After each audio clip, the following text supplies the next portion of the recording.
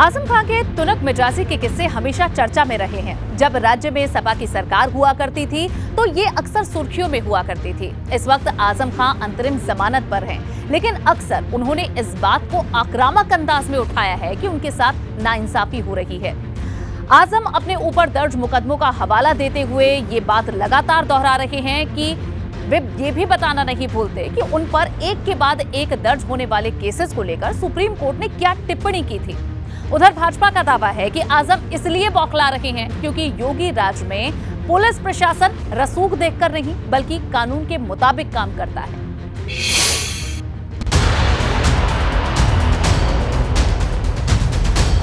रामपुर में सियासत की कोई हद नहीं होती।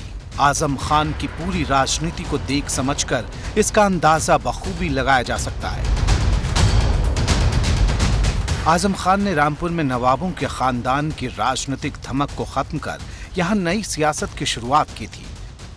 समाजवादी विचारों की रोशनी में आजम ने जब अपनी खुद की बनाई राजनीतिक लीग पर आगे बढ़ना शुरू किया तो रास्ते में चुनौतियों का पहाड़ था, लेकिन अपने हक में मजबूत वोट बैंक बनाकर आजम इस लकीर को भी लांघ गए और साबित कर दिया कि लोकतंत्र में जनता जिसके साथ होती है, सियासी जमीन पर धमक भी उसी की चलती है। रामपुर को आजम ने अपने अलग अंदाज की राजनीति की वजह से हमेशा सियासत के केंद्र बिंदु में बनाए रखा। आज एक तरफ वो अपनी नासाज सेहत से जुड़ी मुश्किलों से दो चार है तो दूसरी तरफ खुद के ऊपर दर्ज 90 से भी ज्यादा मुकदमे की फहरिस्त की आफत है, जिसमें लगातार नए केस जोड़ने का सिलसिला उन्हें चैन लेने नहीं दे रहा। लेकिन अब सपा ने रामपुर में अपने ऐलान जंग में साफ कर दिया है कि जब कहीं गुहार नहीं सुनी जाएगी तो फिर सड़कों पर संघर्ष से भी पीछे नहीं हटेंगे। आजम साहब जब से जेल से आए हैं, गंगाराम में एडमिट रहे, अभी करीबन 10-15 दिन मेदांता से आए हैं और अभी भी इलाज चल रहा है घर पर। क्या ऐसा आदमी गवाहों को धमका सकता है? और किस में? भैंस चोरी और बकरी चोरी में। आजम के समर्थन में सपा के तमाम विधायक और सांसद लामबंद दिख रहे हैं। पुलिस प्रशासन को सीधी नसीहत है कि आजम खान पर फंसाने की नीयत से साजिशन मुकदमे दर्ज न हों और ऐसा हुआ तो फिर इसे बर्दाश्त नहीं किया जाएगा। यहाँ पे तो ये मांग भी की गई कि अगर ऐसी कोई शुबा है तो आप उन गवाहों को सिक्योरिटी दीजिए। तो क्या करेंगे अब आप लोग? क्या है आप लोगों का इरादा? अगला कदम क्या होगा? देखिए, हमें उम्मीद है बड़े अधिकारियों से कि पूरा इंसाफ करेंगे। आजम एक नहीं कई मोर्चे पर संघर्ष की चुनौती से दो चार हैं। एक तरफ उन्हें हर आने वाले दिन कोर्ट में हाजिरी लगानी होती है, हर केस का हिसाब रखना होता है, तो दूसरी तरफ इस वक्त वे अपने सियासी वजूद को लेकर संघर्ष कर रहे हैं। एक संघर्ष इस बात का कि कैसे पश्चिमी यूपी के मुरादाबाद मंडल में धमक कम ना हो जाए। दूसरा मोर्चा पार्टी के अंदर अपने कद को पहले की तरह कायम रखने का है। और तीसरा मोर्चा इस बात का है कि कैसे अपनी सख्त मिजाज वाली छवि को कायम रखा जाए, यानी एक ऐसा नेता जो टूटना तो जानता है लेकिन झुकना नहीं। आजम के सियासी तेवर हमेशा चर्चा के केंद्र बिंदु में रहे हैं, लेकिन फिलहाल आजम खान ने चुप्पी साध रखी है। उनके बदले पूरी आजम सेना मैदान में है। बेटे अब्दुल्ला खुद आर पार की जंग में लोहा लेने मैदान में है। दावा ये भी है कि अखिलेश यादव निजी तौर पर इस मामले को देख रहे हैं और अब सपा पीछे हटने वाली नहीं है। आजम खान से मिलने नहीं पहुंचे थे और लगा था कि उनसे दूरी बना रहे हैं अखिलेश यादव, तो उनकी आलोचना भी हो रही थी। और जो आजमगढ़ में जो इस बार उपचुनाव में जो हार हुई है उसके पीछे एक ये भी माना जा रहा था कारण कि कहीं ना कहीं से जो मुस्लिम मतदाता है वो ये सोचने लगा है कि जब हमारा साथ अखिलेश यादव नहीं दे रहे हैं तो फिर हम इनके साथ क्यों जाएं। ऐसा करना है तो इनको जो आक्रामक रुख अपनाया है ये सही है। मुझे लगता है कि ये बहुत स्वाभाविक प्रतिक्रिया। समाजवादी पार्टी को आजम खान की बहुत ज़रूरत है और आजम खान को समाजवादी पार्टी की ज़रूरत है। अगर उन पर कोई मुसीबत आती है तो समाजवादी पार्टी अगर प्रतिक्रिया तेज़ नहीं करेगी, उसमें आक्रामक रुख नहीं दिखाएगी, तो मुझे नहीं लगता कि आजम खान फिर उतने उत्साह से समाजवादी पार्टी का साथ दे पाएंगे।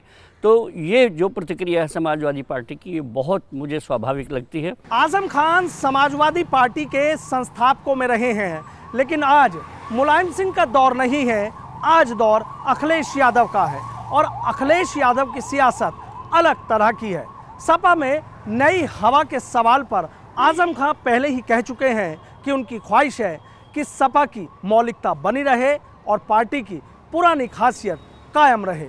लेकिन अखिलेश यादव की नई कमान का तकाजा ये है कि वो आजम खां की हर शर्त नहीं मानने वाले, और शायद इसीलिए दोनों नेताओं के बीच मतभेद हमेशा सुर्खियों में रहे हैं।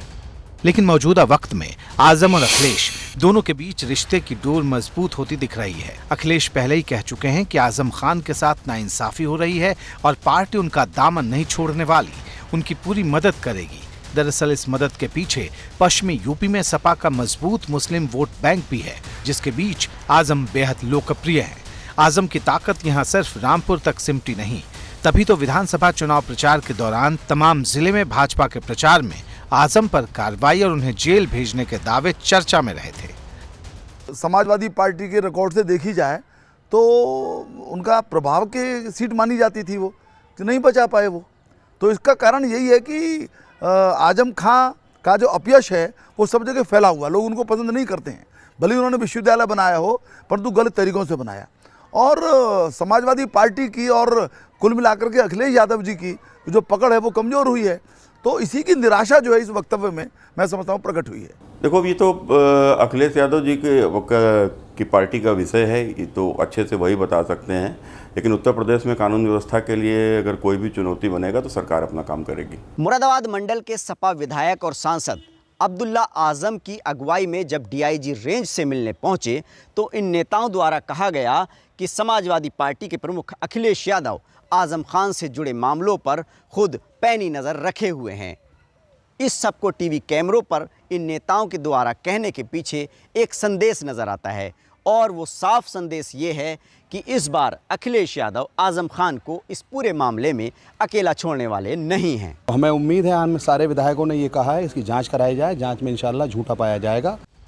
साफ है कि राजनीति के इस नए अध्याय पर सियासत पूरी तरह आकर टिक गई है। रामपुर में आगे क्या होने वाला है, इस पर सिर्फ सपा और भाजपा की ही निगाहें नहीं टिकी, भाजपा जैसे दलों की भी इस बात में पूरी दिलचस्पी है कि आजम पर 2 नए मुकदमे दर्ज होने के बाद शुरू हुई सियासी तनातनी आगे कौन सा मोड़ लेने वाली है। देखिए, जिस तरीके से मुकदमा पंजीकृत होता है, कोई भी फरियादी अगर पुलिस के पास जाता है तो पुलिस का पहला कर्तव्य होता है उसकी बात को सुनने का, और वो सुनने के बाद ही अगर उनको लगता है कि नहीं, हाँ, इसमें मुकदमा पंजीकृत करना चाहिए, तो वो पंजीकृत करते हैं। और जो पीड़ित परिवार होता है या पीड़ित पक्ष होता है वो अपनी पक्ष रखता है। अगर वो गलत नहीं होते हैं तो पुलिस गलत आदमी के खिलाफ भी कार्रवाई नहीं करती। आजम खान की सियासत भले ही एक लीक पर चलने को लेकर हमेशा बागी रही हो, लेकिन वैचारिक तौर पर उन्होंने हमेशा खुद को समाजवादी ही बनाए रखा। मुलायम से लेकर अखिलेश तक के साथ राजनीति करने का उनका अंदाज भले ही कुछ जुदा रहा हो, लेकिन उन्होंने हर बदलते दौर में खुद की अहमियत बनाए रखी। लेकिन पहले रामपुर लोकसभा उपचुनाव में करारी हार और उसके बाद मुकदमों के नए भंवर से निकलने की चुनौती खासी बड़ी है। इसलिए आजम और उनके समर्थकों के अगले कदम पर सबकी नजरें टिकी हुई हैं, क्योंकि 2024 की लड़ाई में रामपुर के मोर्चे की बड़ी भूमिका रहने वाली है।